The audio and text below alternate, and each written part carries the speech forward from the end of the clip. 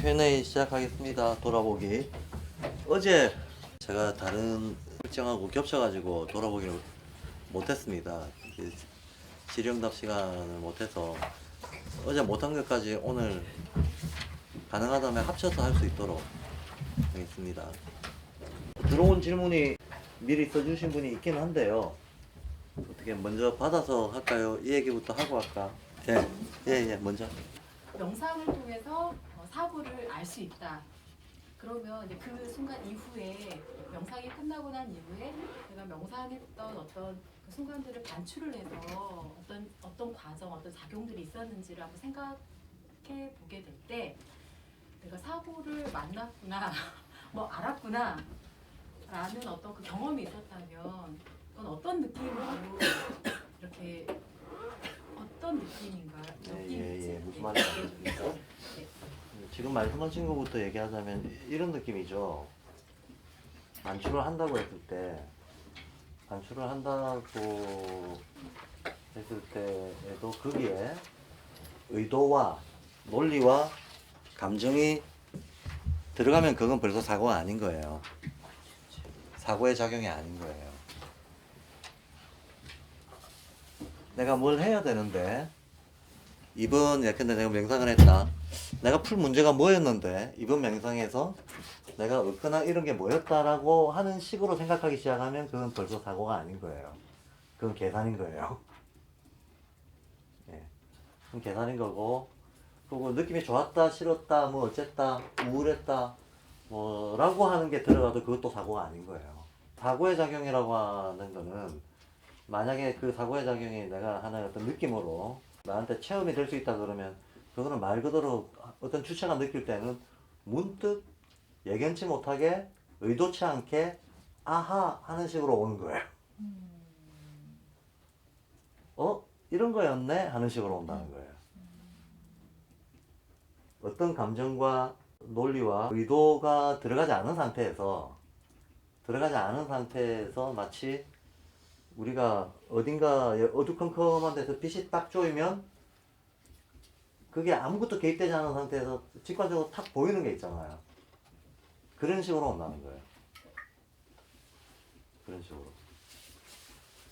그러니까 느낌을 물어보시니까 그렇게 말씀을 드리고, 뭐 굳이 말로 표현하자면 어쨌든 문득 어라 아하 하는 식으로 유레카 하는 식으로 오는 거라는 거예요. 사고는 그렇게 오지 내가 일부러 그거를 되새김질을 하고 해서 닿는 식으로는 오지 않는다는 거예요. 오는 과정은 그러한데 사람 사고를 여튼 그 만났을 때라고 해야 되나 알았을 때 인간이 이제 갖는 느낌이 있잖아요. 그 느낌으로 사고를 이렇게 지각하게 인식한다는 게 아니라 정말 문득 어라 아하 하는 이러한 작용으로 사고를 만났어요. 그 이후에 그런 사고를 만났을 때 인간의 감정이라고 해야 되나 그런 거는 없는 거예요. 당연히 있겠죠. 네. 왜냐하면 자기가 지금까지는 정말 생각지도 못한 방식의 어떤 알을 갑작스럽게 아는 거거든요. 그게 만약에 이게 볼륨이 크고 강도가 크고 그러면 굉장히 뭐랄까요, 뭐 크게는 뭐 대오각성이라고 하잖아요. 큰 깨달음이 온 것 같은 희열이 있겠죠. 그게 아무리 작다 하더라도 굉장한 어떤 신비감이 있겠죠. 왜냐하면 그 인간의 아름다움에 대한 감정이라고 하는 것이 내가 알던 방식에서 새로운 시각 혹은 초월 이런 것들을 경험하는 데서 자기 초월을 경험하는 데서 오는 기쁨 같은 게 신비감의 바탕이라고 저는 보거든요. 사고라고 하는 게 지금까지 자기가 생각지도 못했던 어떤 새로운 각도에서의 알미 선물처럼 문득 주어지는 경험이기 때문에 누구든지 그런 경험이 있다 그러면 그것의 구체적 내용이 설사 현실적으로 비극적인 것이라 할지라도 이런 거였네 라고 하는 데서 오는 아주 어떤 신비감이나 희열이나 이런 것들을 느끼게 될 것이다. 사고에도 맞고 틀림이 있어요? 없어요. 맞고 틀린 거는 사회적인 거죠. 이제 우리가 맞고 틀리다라고 하는 거는 맞고 틀리다라는 건 늘 그렇지만 기준이 있어야 되잖아요. 기준 설정에 합의가 있어야 되고 그건 사회적인 거예요. 사고는 맞고 틀린 건 초월해 버립니다. 그냥 자명한 거. 그 스스로 명백한 거. 뭐 굳이 이건 비유입니다. 아침에 해가 뜨는 걸 봤는데 그 맞고 틀린 게 있는 게 아니잖아요. 해는 당연히 뜨는 거잖아. 우리가 해가 떴는데 해가 맞는 장소에서 떴다? 틀린 장소에서 떴다? 이런 생각 안 하죠. 그런가 뭐 똑같은 거예요. 자명한, 그러니까 맞다 틀리다는 말을 적용할 수 없을 만큼 그냥 자명하다라는 거예요. 자명하다는 것은 별도의 다른 증명이 필요하지 않다는 거죠. 그래서 그 사고가 사고라는 걸 어떻게 알아볼 수가 있어요? 이 자꾸 귀신 신화를 까먹는 쪽으로 들어가는 것 같은데 이거를 말로 할 수 없는 걸 말로 하려니까. 사고가 사고라고 하는 거는 만약에 체험이 있는 사람이라면 다들 알 텐데요. 사고가 사고라고 하는 건 어떻게 알 수 있는 게 아니고 그런 경험을 하는 순간 제가 조금 전에 자명하다 그랬잖아요. 이게 사고구나 하는 게 너무나 분명하게 그냥 와요. 어차피 직관이라고 하는 게 논리적 과정을 초월한 알미거든요. 거기에는 시공간, 논리적 과정 이런 게 다 생략돼 버립니다. 되게 개별적인 거네요. 그 사람만이 알 수. 그렇죠. 그만하는 거죠.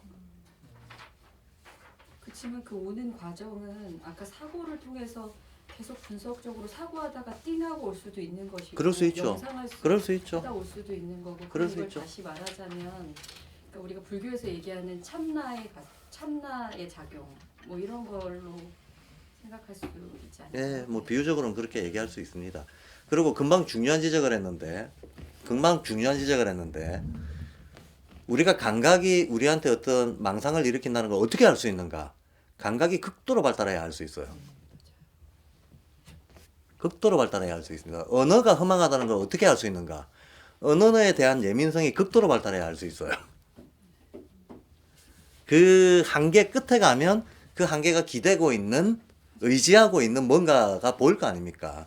근데 그 뭔가 자체가 토대가 허약하다는 것은 그 끝에 가봐야 하는 거예요.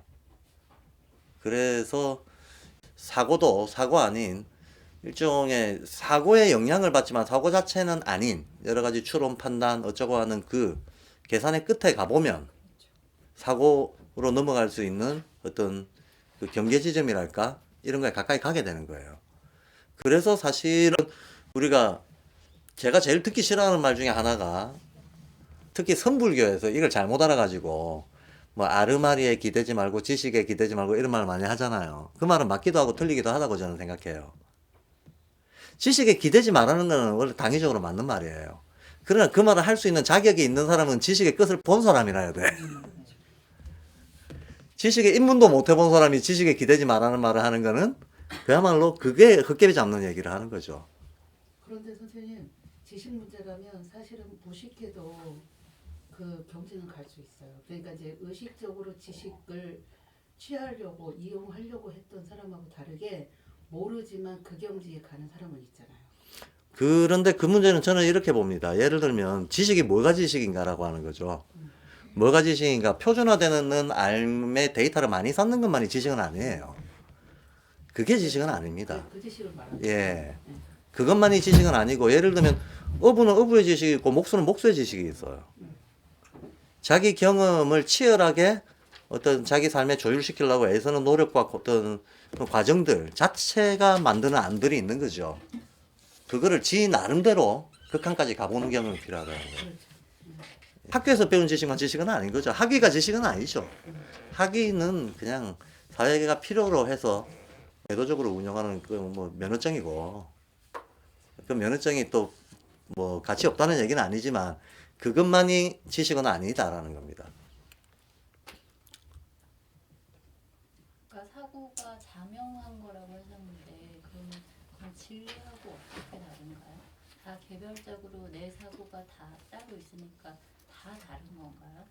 아니요. 근데 이게 우리가 일상의감하고 개념하고를 좀 구별을 해야 되겠는데요. 보통 우리가 일상의감에서 지혜라고 할 때는 뭘 얘기하는 걸까요? 그게 참 쓰는 사람마다 자기 수준에 따라서 의미 부여를 하기 때문에 좀 모호해요. 아니라 진리를. 예? 진리. 진리요. 진리요. 예, 깨닫는다고 하셨잖아요. 어. 그래서 저는 진리가 떠올랐거든요. 예, 예. 그 진리라 아까 자명하다는 말씀도 하셨고 그래서 옳고 그름도 없다고 하셨고 다 내 사고가 다 있을 텐데 그게 진리하고 어떻게 다르고 한 가지인지 다 다른지 이거는 제가 그 아마 채용이라고 가끔 얘기했던 그 관계라고 보시면 될 것 같아요. 채용. 진리가 채라면 사고가 용이다. 즉 진리의 작용이 사고다. 진리가 작용하는 걸 사고라고 하는 거다라고 말할 수밖에 없을 것 같아요. 아까 어느 분이 질문을 주신 게 있습니다. 자의식은 어떻게 형성하고 키워갈 수 있나요?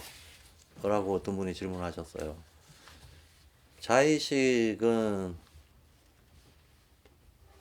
어떻게 형성하고 키워갈 수 있는가? 슈타이너는 이런 얘기를 하거든요. 어렸을 때는 7살 전을 얘기합니다. 유아일 때는 자연이 인간을 키운다. 자연이 인간을 키운다. 유아기가 지나고 나서 학년기 때는 사회가 인간의 마음을 키운다. 자연이 인간의 몸을 키우고 사회가 인간의 마음을 키운다 그래요. 그리고 이제 그 과정이 끝나고 나서는 지학이 나눕니다. 지학이 나눕니다. 지가 어떤 상태에서 어떤 방향으로 카르마에 기반한 행위 선택을 하는가에 따라서 다 달라진다. 개별적으로 달라진다.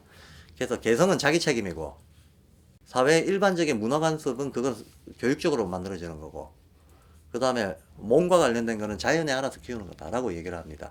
그 모든 과정에서 자의식은 다 있죠. 그래서 자기가 타고 태어난 어떤 체질, 기질이라고 하는 수준에서의 자의식도 있고 교육과 환경에 의해서 주어지는 자의식도 있고 그 다음에 자기가 타고난 천성, 카르마라고 하는 게 우리식으로 표현하자면 천성이라고밖에 표현할 수가 없습니다. 자기의 천성에 기초한 개성이라고 하는 게 있잖아요. 고유성. 그 고유성에 기초한 이런 것들은 이 자의식은 이에 기초한 자의식은 자기의 독립적인 주체적인 행위 정도에 의해서 결정이 되는 거겠죠. 그래서 자연과 또 사회와 자기 자신이 주도하는 시기를 바꿔가면서 자의식을 만들어내겠죠. 우리가 자의식이라고 하지만 제가 용어 정리집 올려놓은 거에 자아 개념이 최소한 3가지로 나뉜다라고 얘기를 합니다. 루프에서는 인간을 몸, 마음, 이렇게 3가지로 삼원적 존재가 어우러진 게 인간이다라고 얘기하잖아요. 근데 이 삼원 태어날 때부터 삼원적이고 죽을 때까지 삼원적입니다. 그럼에도 불구하고 자기가 뚜렷하게 자각하는 거는 그때그때 달라지는 거거든요. 그러면 어렸을 때는 이거 중심으로 자기를 자각하게 되고 좀 성장하고는 이거 중심으로 자각하게 되고 거기서 더 의식이 성숙한다면 이 중심이 갈 수도 있는데 못 갈 수도 있고 이렇게 된다는 거죠. 근데 요것도 요 안에 한 3등분 정도 돼 있어 가지고 뭐 감각혼, 오성혼, 의식혼 이렇게 나누는데 요 수준에서 죽을 수도 있고 요 수준에서 죽을 수도 있고 그렇다는 거죠. 평생 가도 요 수준을 못 넘어가는 사람도 있고. 근데 자연이 키우는 거는 뭐 사람이 하는 일이 아니니까 그냥 운명적으로 타고난 대로 알아서 크는 거고 그 다음부터는 어떤 환경과 어떤 상호작용 어떤 근기인가에 따라 가지고 이럴 수도 있다는 겁니다. 그래서 요 맨 아래 단계 몸하고 관련돼 있는 자기, 이 자의식 이거를 영어에서는 표기하기가 되게 쉬워요. 소문자 셀프로 써버립니다. 그 자의식을. 그리고 소울, 마음작용에 의해서 오는 의식적인 자의식 요거를 에고라고 합니다. 이 사회적인 자의식입니다. 원래 애초에 아라고 하는 이 글자 자체가 이게 손 숫자의 창과자거든요. 그럼 창을 들고 있는 손 이게 싸우려고 하는 마음이에요. 싸우려고 하는 마음이 아다. 왜 그러냐면 우리가 나는 누구다 라고 하는 이 규정이 대체로 나는 누구다 사람들이 평생 의식하고 기억하는 자의식은 사회적 자의식인데 이 사회적 자의식이라고 하는 것은 말 그대로 사회적 정체성인데 사회적 정체성은 투쟁 속에서 만들어지는 거거든요. 그럼 투쟁은 이게 인간의 마음이라고 하는 게 인간의 가장 근본 감정이 불안입니다. 불안. 태어날 때 이미 불안하게 태어났기 때문에 근본 감정이 불안이기 때문에 인간은 가만 내버려두면 저절로 부정적으로 생각해요. 그래서 예를 들어서 이게 어떤 경계선이 있다. 그럼 경계선은 경계선일 뿐이지 경계선 너머의 세상이 나를 공격할 게 아닌데도 불구하고 어떤 경계선이 주어지면 저절로 싸우려고 그래요. 경계선을 적대선으로 인식한다고. 이건 성향입니다. 인간의 근본 감정에 영향받는 성향입니다. 그게 재밌는 게 이거 아주 뚜렷한 실험인데 혹시 학생들을 가르치고 있는 교사분들은 더더욱 쉽게 실험해 볼 수 있습니다. 10명이 지금 내 반에 있어. 그럼 5명씩 나눠가지고 오늘부터 얘들은 진달래 반, 얘들은 민들레 반이라고 이름을 따로 불러줘요. 그러면 한 달만 지나면 싸워요. 단지 호명이 달라졌을 뿐인데. 진달래 반은 진달래 반들끼리 편가르기 텃세로 뭉치고 얘들은 얘들끼리 편가르기 텃세로 뭉칩니다. 그것으로 에고 경쟁을 합니다. 그러면 내가 차별적으로 잘나 보이기 위해서 쟤를 헐뜯기 시작해요. 이런 과정들은 너무나 자연스럽게 일어납니다. 그래서 인간은 경계선을 경계선으로만 인식하는 게 아니고 경계선을 적대선으로 인식하는 성향이 있는데 이 성향은 근본 감정에서 나옵니다. 근본 감정이 불안이거든요. 그래서 이거는 인간의 비극이죠. 어쩔 수 없는 인간의 비극이기도 한데 이 비극이 또 비극으로 끝나지 않는다는 게 또 인간의 위대함이기도 하고 그러면 어쨌든 간에 요 에고라고 하는 거는 자아 앞에 스스로 자차 써가지고 자아라고 쓰는 요게 영어로는 에고라고 표기되는 건데 이거 우리의 대부분의 정체성은 사회적 정체성인데 사회적 정체성이라고 하면 대부분 싸우는 과정에서 만들어지는 거예요. 이 싸우는 과정이라고 하는 거는 나를 둘러싸고 있는 온갖 종류의 구별선들을 얘기하는 겁니다. 뭐 제가 키가 이렇게 짝달막하게 태어나려고 태어난 건 아니거든요. 근데 마침 태어나 보니 이게 외모지상주의 사회네? 내가 아무것도 잘못한 것도 없는데 손해봐. 세상은 잘난 놈과 못난 놈으로 나눠가지고 나는 굳이 분리하자를 못난 축에 들어. 이런 감정? 누가 나를 주업하지 않아도 벌써 내가 손해감정을 아, 왜 웃으세요? 뭐 본인은 아닌 거라고 지금. 그러니까 그런 게 있잖아요. 나는 여자다? 내가 여자인 게 뭐 내가 여자로 태어나려고 해서 태어난 것도 아니고 태어나 보니까 여자가 차별받는 사회네? 내가 흑인인데 흑인으로 태어나 봤더니 내 잘못이 아닌데 흑인은 마이너네? 이 마이너성에 대해서 내가 어떻게 할 수도 없는데 내가 고칠 수도 없는데 내가 구조적 억압과 차별과 이런 걸 받네? 이런 의식이 사실은 사람마다 한두 개가 아니란 말이지. 한두 개가 아니고 인간은 기본적으로 욕망이라고 하는 건 그 결핍을 메꾸려고 하는 게 욕망이기 때문에 거기서 어떻게든 뛰어넘고 아니면 자기 약점이라고 생각하는 걸 없애고 이러기 위해서 우리는 알게 모르게 끊임없이 싸우고 있는 거죠. 부자, 빈자, 경상도, 전라도, 뭐 황인종, 흑인종 많잖아요. 여자, 남자, 뭐 기독교, 불교 이런 식의 구별선들이, 경계선들이, 구별선들이 전부 적대선으로 변해서 막 싸우고 있어. 이 싸우고 있는 거 안에서 나의 위상이 어느 정도 되는가? 내가 어떻게 평가받고 있는가? 이걸 받아들여서 자의식으로 삼아버린다는 그게 자아입니다. 아. 그걸 에고라고 합니다. 그러니까 에고는 굉장히 어떤 생존 경쟁에 입각한 사회적 자의식이기 때문에 이 에고는 그 기초가 불안하고 이기적일 수밖에 없어요. 계산적이고 사람이 왜 계산적인데 불안하니까 계산적이에요. 내가 똑똑하고 영민하게 플러스 마이너스 계산 잘 못하면 나는 손해 받는다? 손해 받으면 내 생존력이 떨어진다? 실험 기저에 깔려 있는 건 이거죠. 사회적으로 평가를 못 받으면 그 자체가 나의 위상, 생존 경쟁력 위상을 떨어뜨린다는 거에 대한 두려움, 불안. 이게 아주 기저에 깔려 있다는 거야. 기저에 깔려 있으니까 그러면 그거에 대한 반사작용으로 나오는 게 몰라도 아는 척하고 못나도 잘난 척하고 없어도 있는 척하고 온갖 종류의 척척척척척척척 요 척척척척을 페르소나라고 하잖아요. 고대 그리스 비극의 배우들이 썼던 가면 이거를 페르소나라고 하는데 우리는 다들 페르소나를 쓰고 살고 있으니까 퍼스널리티라고 페르소나 날러티가 퍼스널리티거든요.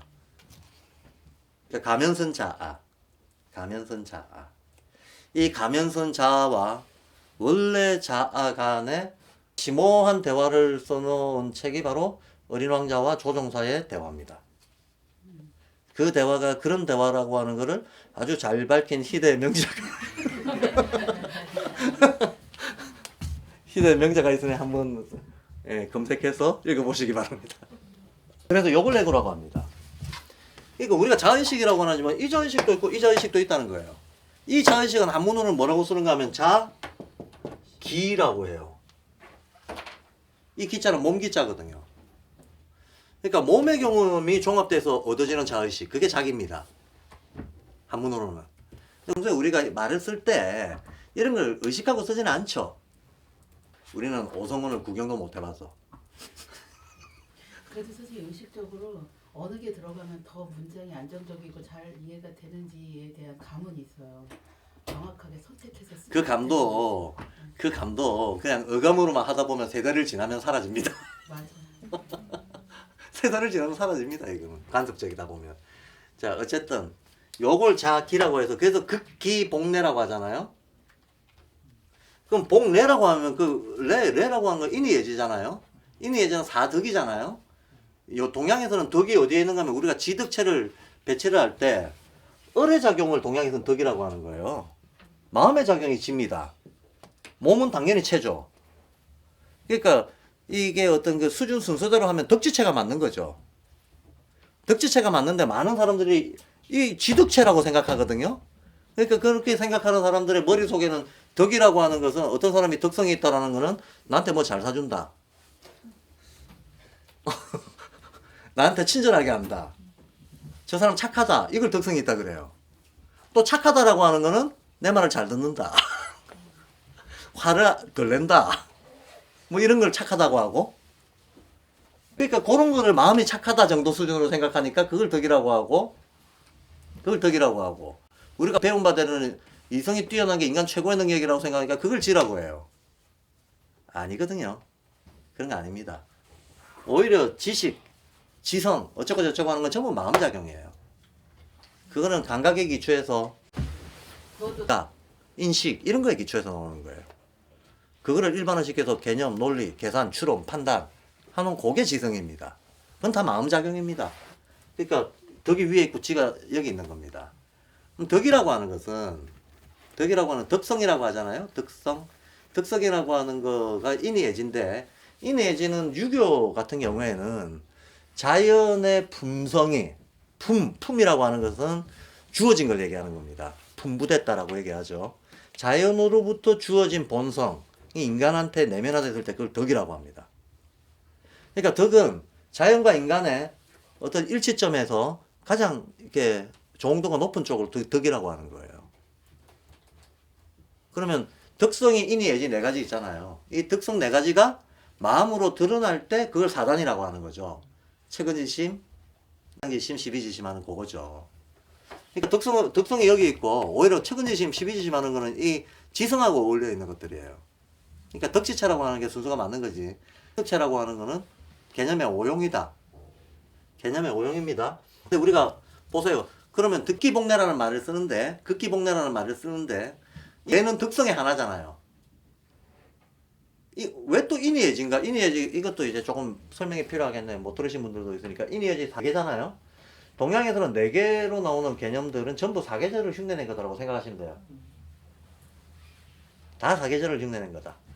자연의 어떤 기운의 상태, 그게 인간한테 들어왔을 때 어떻게 나타난다 이런 논리거든요. 그러면 봄에 해당하는 게 인, 여름에 해당하는 게 예, 가을에 해당하는 게 의, 겨울에 해당하는 게 지 이렇게 됩니다. 봄, 여름, 가을, 겨울 겁니다. 이게 다.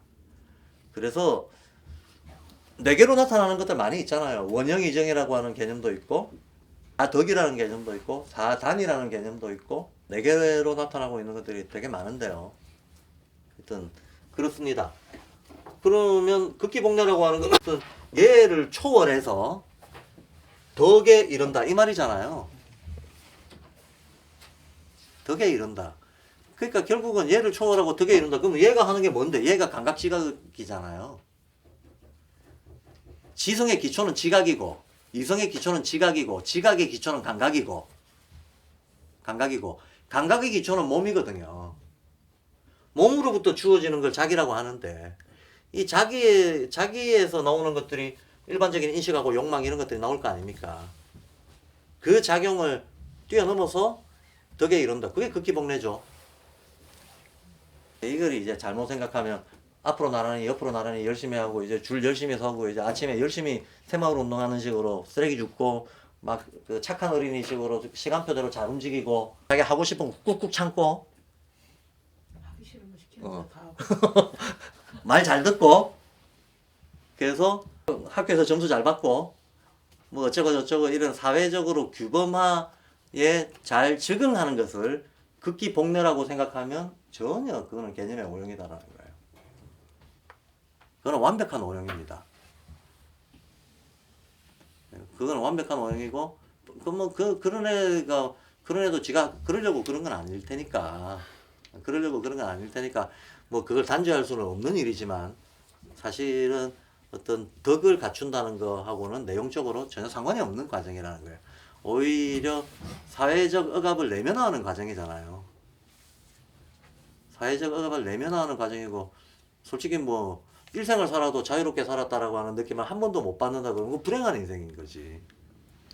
불행한 인생인데 그래서 극기복례라는 말도 그래서 무슨 지구력 인내를 키우는 게 아니다라는 말씀을 드리려고 하는 거고 요거는 자기, 요거는 자아. 근데 영어에서는 아주 심플합니다. 소문자 셀프로 써요. 요거는 에고로 씁니다. 요거는요 그냥 대문자 셀프를 써버려요. 요때 이 자의식은 소문자 대문자로 구별해버립니다. 왜냐하면 애초에 우리가 태어났을 때 가지고 나온 걸 까르마라고 한다면 이 까르마도 그 실체는 스프릿이잖아요. 그 실체는 스프릿 덩어리잖아요. 그러니까 어린애들이 영적인 거거든요.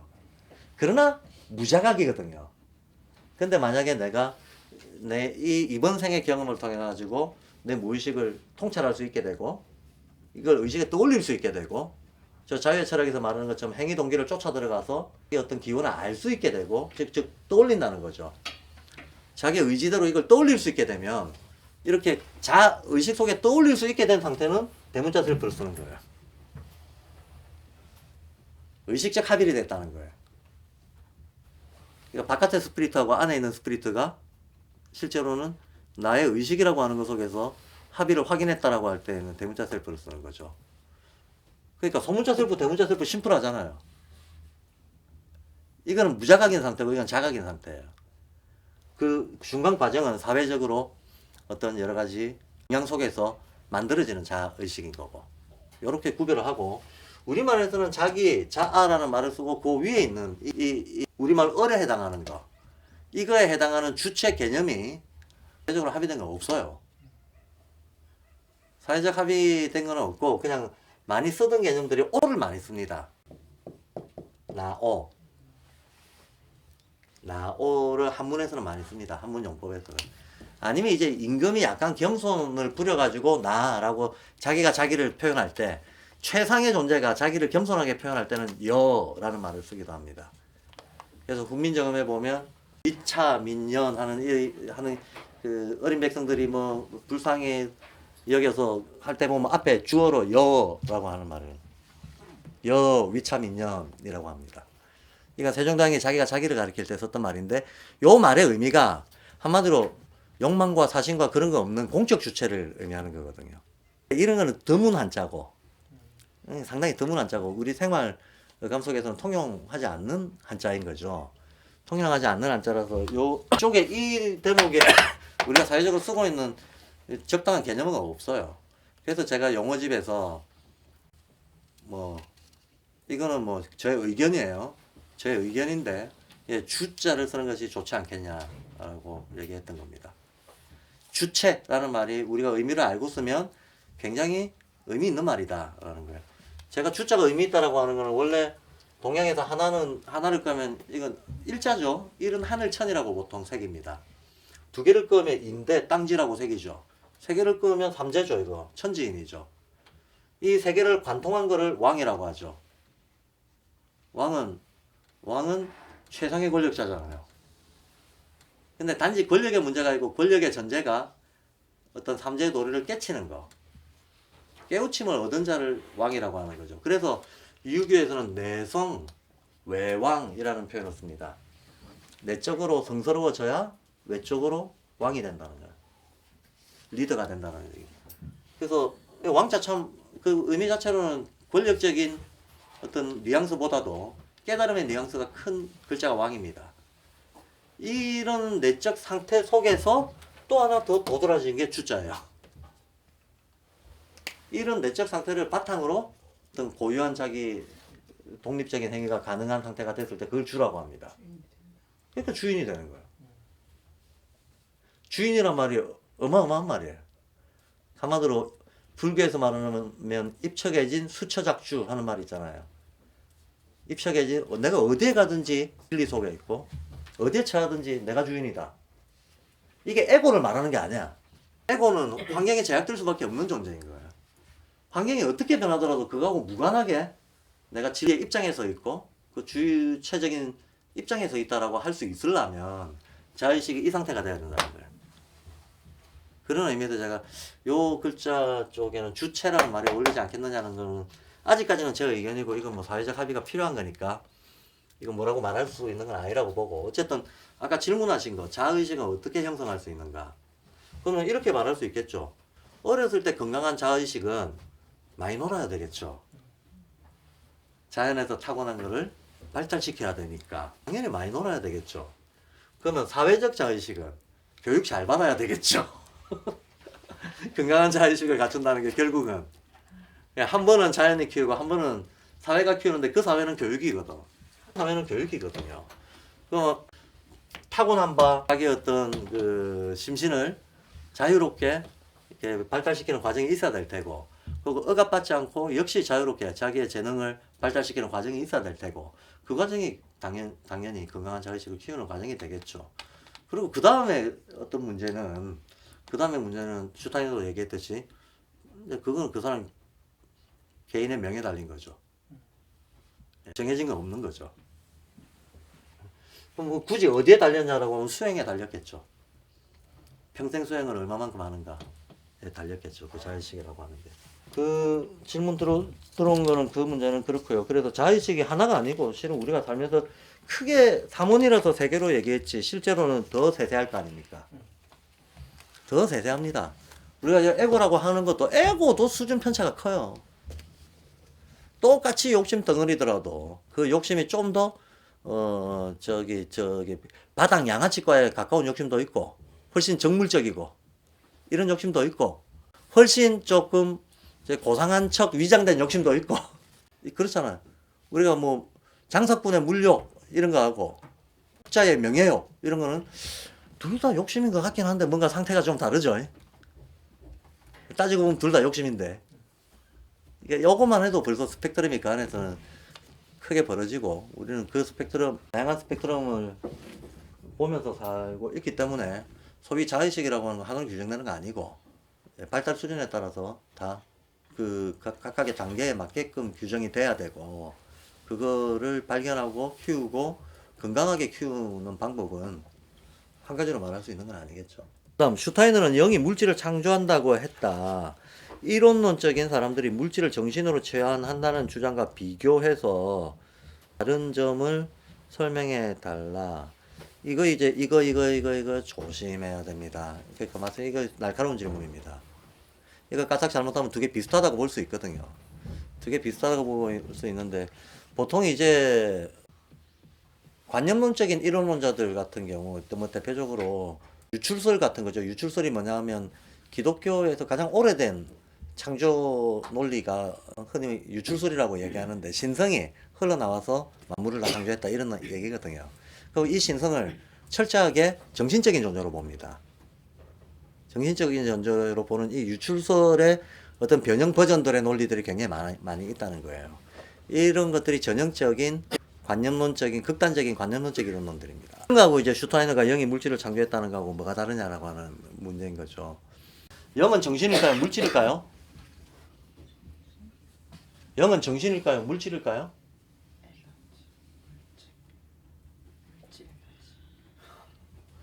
뭐라고 말할 수 없는 상태예요. 정신이다라고 얘기할 땐 벌써 분리된 거잖아요. 영은 분리 전의 상태를 얘기하는 겁니다. 우리가 착각하기 쉬운 게 아카샤 연대기 공부하다 보면 중앙을 아카샤라고 얘기를 하고 여기서부터 1번 토성기 1번 이쪽으로 돌아갑니다. 2번 태양기 3번 달기 4번 지구기 지금 현재 우리가 여기 와 있다라고 하는 얘기가 나와요.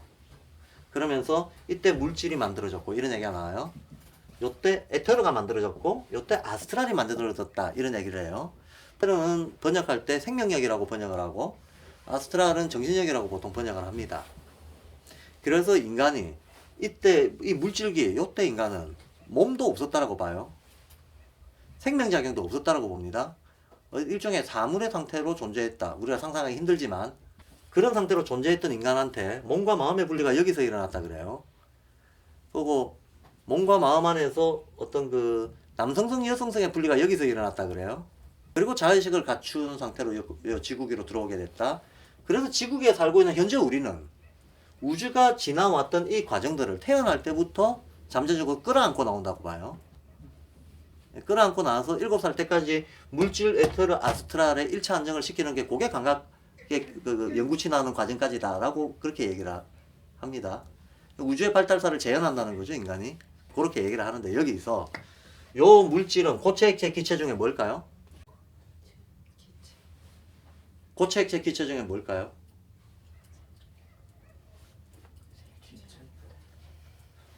그러면 자동빵으로 고체라고 생각하게 돼 있어요.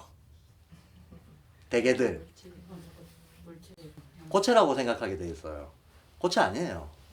이때는 고체, 액체, 기체 구별이 없었다는 거죠. 원형적인 어떤 종합적인 덩어리라는 거예요. 여기서 1차 분리 일어나고 여기서 2차 분리 일어날 때 2차 분리 일어나고 나서야 고체, 액체, 기체가 현재 우리가 보는 것처럼 구별이 되는 거지. 그전에는 덩어리져서 뭉쳐져서 있었다는 거예요. 더 원형적인 상태일 뿐이지 현재 우리가 보는 거 기준으로 보면 안 돼. 우리가 역사를 볼 때 제일 잘못 오해하게 되는 거가 지금 우리의 경험과 시각을 투사해가지고, 그죠? 투사해가지고 해석해버리면 역사 왜곡 오지게 하게 되죠. 똑같은 거죠. 똑같은 겁니다. 지금 우리의 환경에서 우리가 감각 지각하고 있는 것들을 기준으로 투사해가지고 아예 지구의 상태가 그와 달랐을 때를 상상하게 되면 완전히 왜곡하게 되어버리는 겁니다. 완전히 왜곡하게 되어버립니다. 얘는 그러면 고체도 액체도 기체도 아니에요. 하여튼 뭔지 몰라도 하여튼 물질인 거는 맞아. 물질이라고 말할 수 있는 어떤 것인 거는 맞아. 그러면 다시 한번. 그럼 이 안에는 정신성이 있을까요? 없을까요? 예? 정신성이 없으면 어떻게 변합니까? 안에 정신성이 있기 때문에 변하는 겁니다. 뭔가 자, 차라리 스피릿이라고 하는 거를 서구에서 스피릿이라고 얘기하는 거를 동양식으로 얘기하자면 딴 개념 아니고 그냥 태극 개념이에요. 태극 개념인데 태극 개념은 이 자체가 이 안에 양극성, 대칭성, 순환성을 다 가지고 있잖아요. 양도 있고 음도 있잖아요. 근데 물질이라고 해볼 때는 우리는 양이 없는 거라고 자꾸 생각하거든요. 그러니까 이게 이제 개념 이해에 대한 문제인 겁니다. 개념 이해에 대한 문제인. 자, 이원론적 이론론이라고 하는 것은 그것의 유기적 종합 상태를 두고 이론론이라고 하는 거지. 이원이 기본적으로 늘 있다라고 하는 거는 그게 기본 스타트 지점이에요. 그 말은 음적인 거, 양적인 거 한 번도 음적인 거나 양적인 것만 있던 상태는 한 번도 없다는 거야. 애초에 시작이 두 개가 붙어 있는 상태다라고 보는 거예요. 이해가 되시죠? 애초에 시작점 자체가 두 개가 붙어 있는 거다. 두 개의 상호작용 속에서 창조성이 나온다 라고 보는 겁니다. 그럼 양만 창조를 하든가 음만 창조를 하는 게 아니에요. 다만 이 안에서 역할이 다른데 동적인 역할은 양이 맞고 정적인 역할은 음이 맞는다는 겁니다. 역할이 다르지만 두 개의 상호작용으로 창조가 나온다라고 보는 겁니다. 스피릿은. 자, 그러면 슈타인은 영이 물질을 창조했다라고 하는데 이게 이제 보세요. 광물에조차도 스피릿은 들어가 있습니다. 광물조차도. 광물 안에도 스피릿이라고 하는 건 들어가, 그것도 우주에서 만들어진 거예요. 그럼 당연히 만들어진 원동력에 해당하는 어떤 그 요소가 결과물에 해당하는 게 안 들어와 있을 수가 없는 거죠, 원리적으로. 광물조차도 스피릿은 들어와 있습니다. 근데 어쨌든 크게 봐서 우리가 오늘날의 개념으로. 근데 우리의 보통 일상적인 오늘날의 개념은 과학적 이분법에 철저하거든요. 그러니까 물질은 물질만 있고 정신은 정신만 있다고 생각하는데 그거는 지금의 생각이고 실제는 물질 속에도 정신이 있고 정신 속에도 이미 물질성을 내포하고 있는 건데 그건 정신이나 물질이라고 하는 개념으로 표현하기에 적당치 않은 거야. 그러니까 차라리 동양의 음양이라는 식으로 표현하는 게 맞다는 거예요. 음적 성질, 양적 성질을 동시에 가지고 있다고 봐야 된다는 거예요. 그러면 이거를 생각해 볼 수 있죠. 이건 진화론하고 관련된 건데요. 자, 이게 A고 이게 B고 이게 C라고 했을 때 A의 상태에서 뭔가 변화가 일어나가지고 B 상태에서 분리가 일어났습니다. B 상태에서 변화가 일어나가지고 C 상태에서 분리가 일어났습니다. 자, 그러면 어떤 게 더 발전된 건가요? 우리 입장에서는 C가 더 발전된 거라고 볼 수 있어요. 발전된 거라고 볼 수 있습니다. 근데 거꾸로 한번 봅시다. C는 B 상태가 변화한 거잖아. B가 원형이고 C가 B로부터 떨어져 나온 거잖아. 그렇죠? 더 원형적인 게 뭐냐 그러면 얘라고 말할 수 있겠죠. 더 원형적인 게 뭐냐면 얘라고 말할 수 있겠죠. 얘는 단지 분리가 되어 있는 것 뿐이고 얘는 좀 더 수렴이 되어 있는 것 뿐이지. 그러면 어느 한 어떤 상태가 더 종합적인 건 어떤 상태냐라고 하면 A가 제일 종합적이죠. 그렇지 않나요? 그러면 어떤 게 더 고도한 것이냐라고 했을 때 이게 이제 골 때려지는 거죠. 왜냐하면 우리가 고도하다는 것이 무엇인가 했을 때 더 복합적인 것이 더 유기적으로 연결된 걸 고도하다고 하는 거거든요. 그러면 예를 들면 이런 겁니다. 열매가 고도한 거냐 씨앗이 고도한 거냐 이게. 사실은 잎이 나고 줄기가 나고 꽃이 피고 하는 거는 보면 그게 발전한 것 같아요. 맞아요. 발전한 거 맞아요. 발전한 거 맞는데 이 가능성은 씨앗 속에 이미 다 예정되어 있던 거잖아요. 씨앗이 대단히 단순해 보이지만 씨앗은 그 심플한 구조 속에 이미 그 많은 정보를 다 안고 있어요. 안고 있던 정보가 어떤 환경을 만나가지고 반응을 하면서 자기 표현을 하는 거잖아요. 잎으로, 꽃으로. 그럼 우리는 꽃을 보면서 이건 발전된 거고 씨앗을 보면서 이거는 원시적인 거다. 라고 말할 수 있겠느냐 하는 거예요. 라고 말할 수 있겠느냐. 그래서 실은 발전이란 개념 자체가 약간의 착각을 가져다 줍니다. 상위, 하위에 대한 착각을 가져다 줘요. 뭐가 더 상위냐, 뭐가 더 하위냐라고 하는 거. 뭐가 더 기원이고, 더 원형적이고, 더 종합적인 거냐라고 봤을 때는 얘가 더 종합적인 거야. 얘보다 더 종합적인 건 뭡니까? 아카시아 연대기에서는 이게 더 종합적이라고 그래요. 그럼 사실은 제일 원시적인 게 얘야. 지금 우리의 진화론적 시각으로 보면 제일 원시적인 게 얘예요. 여기를 아카샤 필드라고 합니다. 동양에서 말하는 태극 개념하고 거의 비슷한 거죠. 태극 개념하고 거의 비슷한 겁니다. 그러면 슈타이너가 영이 물질을 만들었다라고 얘기할 때는 사실 그 영이라고 하는 것은 굳이 따지면 영은 창조력 그 자체거든요.